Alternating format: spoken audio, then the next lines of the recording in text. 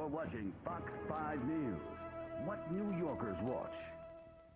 Good morning and welcome to Good Day Street Talk. I'm Jim Ryan. A huge crowd is expected tomorrow in Times Square to mark the 90th anniversary of the so-called Armenian genocide. Now, I say so-called because, believe it or not, 90 years later, there are those who deny it ever took place. First, though, let's take a look at where Armenia is located. It's in southwestern Asia, east of Turkey. The country is bordered by Georgia on the north, Azerbaijan on the east, Iran on the south, and Turkey on the west. Historians say roughly 1.5 million Armenians were massacred during World War I, and it's often referred to as the first genocide of the 20th century.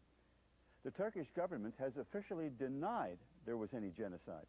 The Turks claim that the victims died during the armed conflict and from disease and famine.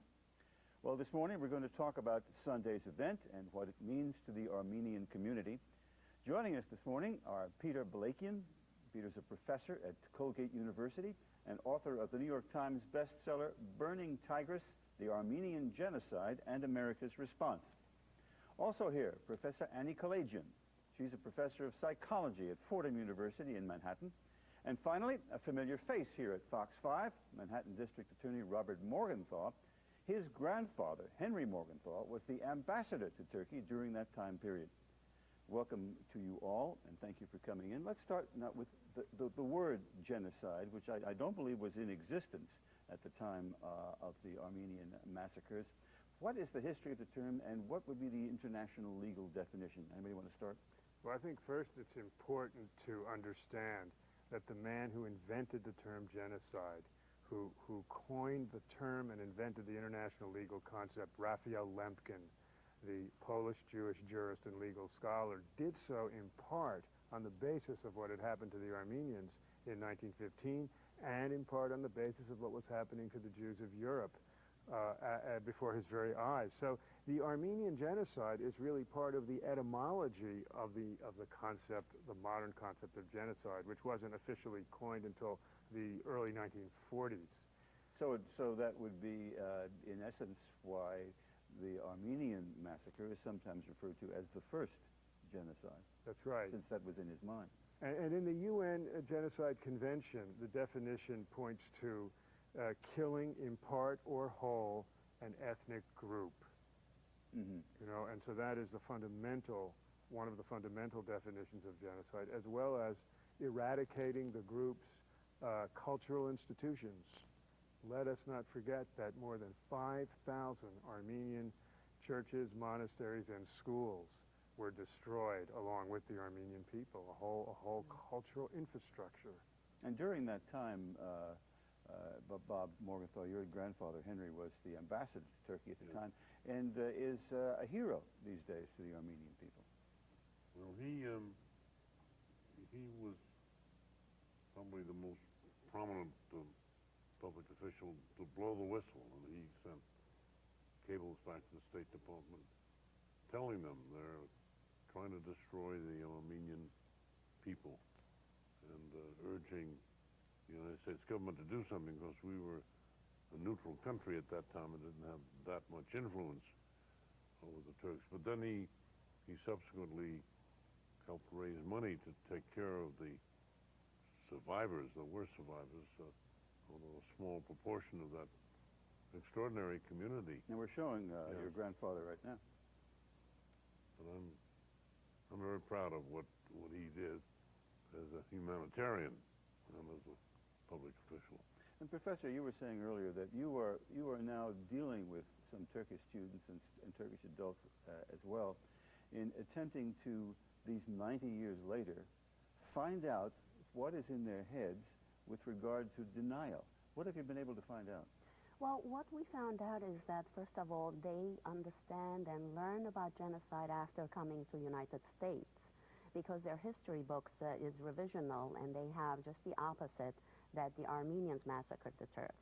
So they come here to the U.S., and all of a sudden, everyone is talking about the genocide, and everyone knows about the facts.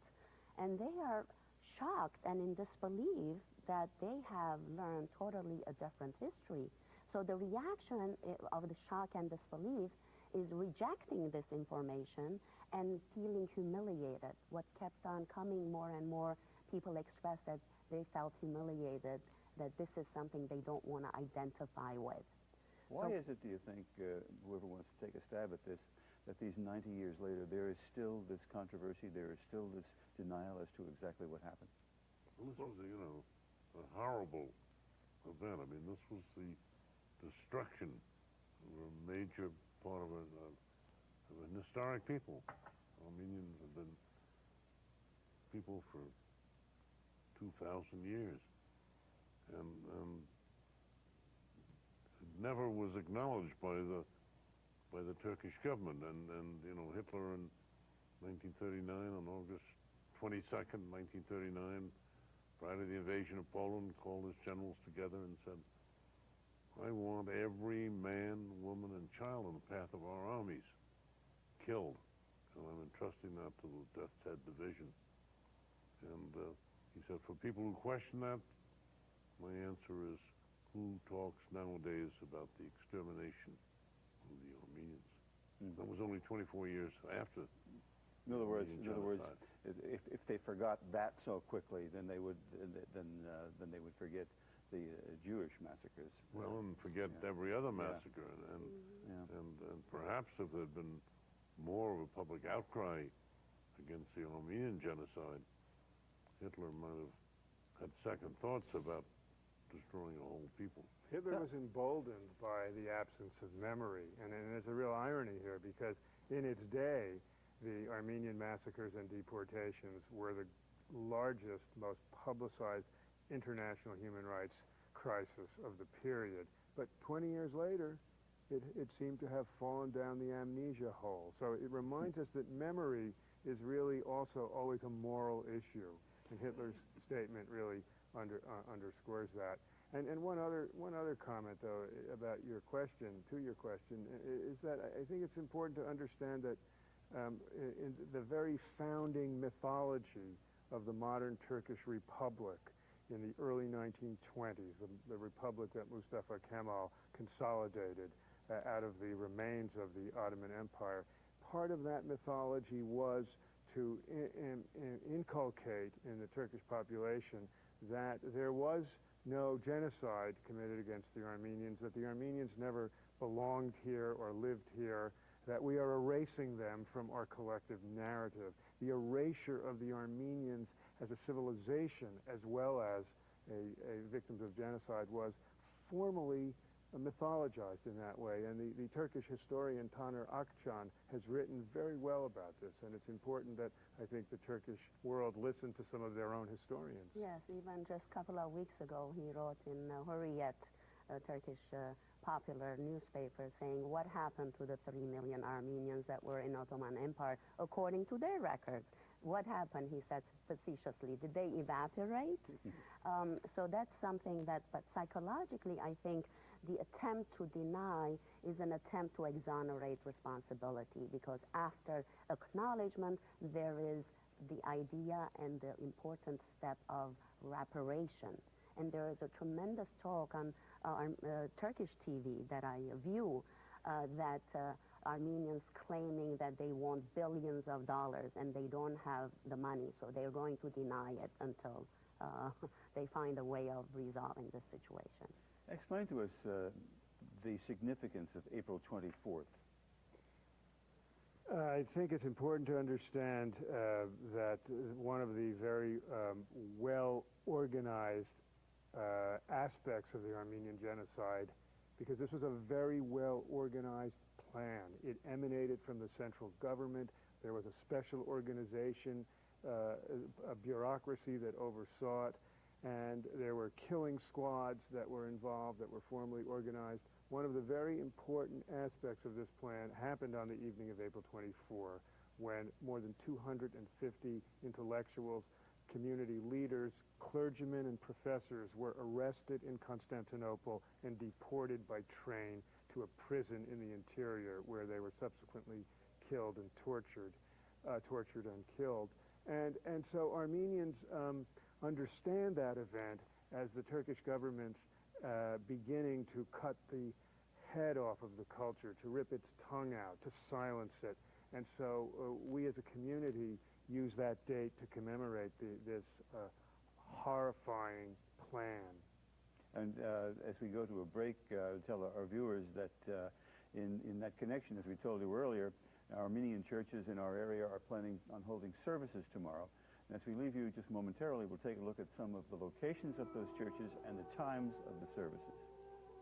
Հոգեբուժ Անի Քալաջյանի հետ մեր այս հանդիպումը քանիցս հետաձգվել է։ Պատճառը աշխարհի տարբեր երկրներում միմյանց հաջորդող բնական աղետներն են։ Նա վերջերս է վերադարձել Պակիստանից, ուր ավերիչ երկրաշարժի հետևանքով ծանր հոգեկան ցնցում ապրած բնակչության շրջանում կազմակերպել է նյարդային համակարգի ապաքինման նպաստող հոգեբուժական օգնություն։ Այո, ճիշտ է, ասացնիդ, որ անցյալ դարի մանավանդ անցյալ դարի ուղղակի գրեթե 5 միլիոն մարդ մեռած է այս աղետներու առնչությամբ։ Մեր գործունեությունը սկսավ անցյալ դարի հունվարին Սրի Լանկայի մեջ, որովհետև ցունամին պատահած էր, եւ 6 ամիս հոն աշխատեցանք, բայց Կատրինան պատահեցավ։ Կատրինային համար հոնդեղը Սրի Լանկան վերջացուցինք եւ իրենց հոգեբուժներ եւ հաջորդ սերունդը մարզեցինք, եկանք, որ իրենք շարունակեն գործը։ Եվ սկսան Կատրինային եւ Ռիտային օգնել, անգե հետո արդեն Պակիստանի բանը եղավ երկրաշարժը հոկտեմբերին, կացին փունատ լեռնային աղետի դեղերը եւ ժողովրդին հետ խմբային թերապի ըրինք։ Անի Քալաջյանի հիմնած հետտրավմատիկ սթրեսի բժշկության կենտրոնում ներգրաված հոգեբուժները մեկնում են աղետյալ վայրեր հոգեկան ուժգին ցնցում ապրած մարդկանց հետ անցկացնում զրույցներ, լիցքաթափող վարժություններ, նյարդաբուժության տարբեր սեանսներ։ 1988 թվականին ընկերության գործունեության առաջին հասցեն ցավոք Հայաստանը եղավ։ Սակայն կենտրոնի ստեղծման բուն շարժարիթը հայոց պատմության աղետն էր եւ որպես հետևանք դրա թողած հոգեբանական ազդեցությունը հայ սերունդների վրա։ Հայոց ցեղասպանության տարիներին նախնիները Քիլիսում հրաշքով են փրկվել բնաջնջումից։ Հալեբում ապրած տարիներին ավանդապահ ընտանիքում սրբորեն պահպանվել է սերը հայոց լեզվի եւ մշակույթի նկատմամբ։ Ուրեմն, երբ որ ես բզդի էի 6-7 տարեկան, երբ որ փագը գխաղային դպրոցեն գուքայի, կտեսնեի մամաս եւ մեծ մամաս ուրիշ կիներ սև հակած են ամենատեն սև կահակվեին եւ գուլային գուքային ներս կմտնեի գուլան ինչ կային բան քնա թասիտ քնա չէին ուզեր որ ես տեսնեմ որ գուլան ուրեմն ադի առանց գիտակցության անցած էի ենթագիտակցության եւ միշտ կուզեի գիտնալ ինչու ինչ է հաստոխությունը չէի գնա գիտնալ ինչ են գուքա եւ վերջապես գիտա որ ցեղասպանությունն է, որովհետև իրենք մեզի պաշտպանեն ասելով չէին խոսեր շատ բաց, այսինքն մեր արջևը չէին խոսեր։ Ածևով բացադրած եմ իմ կյանքիս իմաստը, որ հասկանամ ինչ է դխրությունը եւ ուրիշներուն դխրության վերջ տամ։ Հոգեբուժ Անի Քալաջյանի գործունեությունը սերտորեն առնչվում է նաեւ միջազգային քաղաքականությանը։ Նա ավելի քան 1 տասնամյակ ակտիվորեն ներգրավված է Միավորված ազգերի կազմակերպության մարդու իրավունքների պաշտպանության հանձնաժողովի աշխատանքներում։ ՄԱԿ-ում քաղաքական կոնֆլիկտների հանգուցալուծմանն ուղղված բազմաթիվ հանդիպումների նախաձեռնողներից է։ Սոսկալի փարգություն կա, որ չէ լուծված։ Փարգությունը թրքական ասը ուրեմն կառավարական գեցված կնե, որ չղյալ նկատեն, որ չի եղած ցեղասպանությունը։ Ադ առնչությամբ գարձեցի, որ ամենեն կարևոր ցևն է մարդկային իրավունքներու ճյուղով աս հարցը բրբդեմ եւ աս հարցը մագի մեջ ներկայացնեմ ամեն տարբեր ժողովներուն։ Ուրեմն այդ ցևով մասնակցեցա մարդկային իրավունքներու կոմիտեին եւ կանցաբահն եմ մարդկային կոմիտեի բյուրոին եւ ամենադեն որ արիթը լա մարդկային իրավունքներու գնալա Ռուանդայի ջենոսայդի առնչությամբ գնալա Իրաքի առնչությամբ Սուդանի ջենոսայդի առնչությամբ միշտ կչանամ հրավիրել հայմը կամ մեկը որ ավելի հայկական հարցերու մոդիկ է ծանոթ է գիտե ցեղասպանության հարցը եւ գրնա հայերուն պաշտպան թեզը ներկայացնել մագի մեջ Նյու Յորքի Ֆորդամ համալսարանի հոգեբանության ամբիոնի պրոֆեսոր Անի Քալաջյանի հեղինակած աղետներ եւ զանգվածային հոգեկան տրավմա աշխատությունը վերջերս է հրատարակվել։ Միջազգայինորեն հայտնի անուն է նա այլևս արդի հոգեբանության ոլորտում։ Նյու Յորքում սեպտեմբերի 11-ին կատարված ահաբեկչության բազմաթիվ տուժածներ եւ ականատեսներ հոգեբանորեն կրկին կյանքի կոչվեցին նրա շնորհիվ։ Հոգեբուժի այցի հասցեն կրկին կլինի Պակիստանը։ Այս անանձնական, ինչ որտեղ վտանգներով լի կյանքն ամբողջությամբ նվիրված է մարդկանց եւ նրանց աղետյալ հոգիների փրկությանը։ Սարա Գասպարյան, Ամերիկայի ձայն, Նյու Յորք։